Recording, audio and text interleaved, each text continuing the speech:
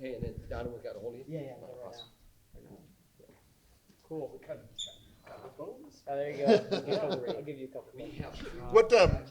What this last win mean for you overseas and on an international level? It was good. I mean, I think that competing more is to my benefit as always. We've always agreed with that. I mean, my path last year competing as almost every month I was competing, and it's kind of similar to that. That's why we had this match lined up just in case there were not a tournament or something to go to. Plus, I'm the one that wanted this match just because he's hyped right now. He just dominated everybody. And as a competitor, I want to wrestle the best guys in the world. And he's the weight above me, and I thought it'd be awesome for fans to watch.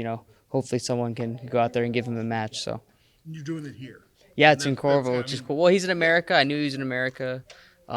He gave interviews and he's training over at Penn State. And I knew that, he's already here in America. He's already training.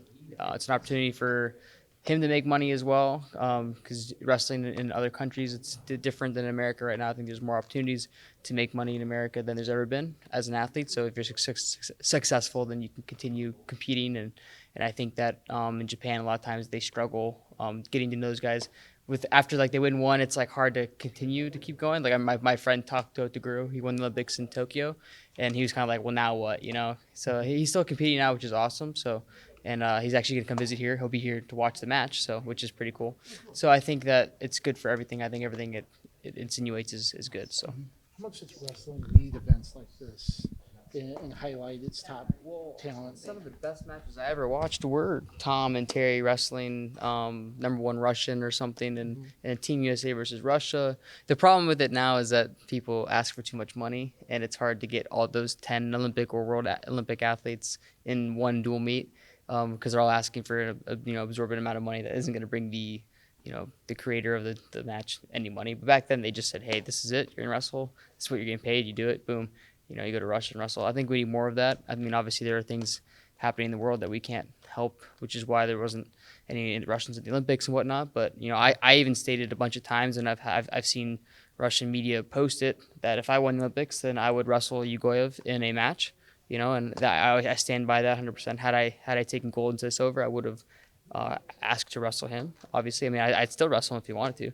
But so I'm all for it. I'm all for growing the sport and wrestling anyone. If they want to put on a show, and then I'm ready for it. So. Now, if I remember right, when you were on Full Wrestling, you talked about crossing paths with him when you're in Japan. Mm-hmm. And then getting to train with him a little bit, or he trained with Yeah. Well. Or getting to know him a little. Well, it was funny because I went there just to watch practice, really, and they kept asking me to wrestle, just because they're very respectful. They know that I was good in the past in freestyle, and they were like, we world champion, the junior, little kid world championship, right? And I was like, sure, I'll put my shoes on. But in Japan, you switch partners a bunch, so everyone was trying to wrestle me, the whole room. I mean, every weight class, right?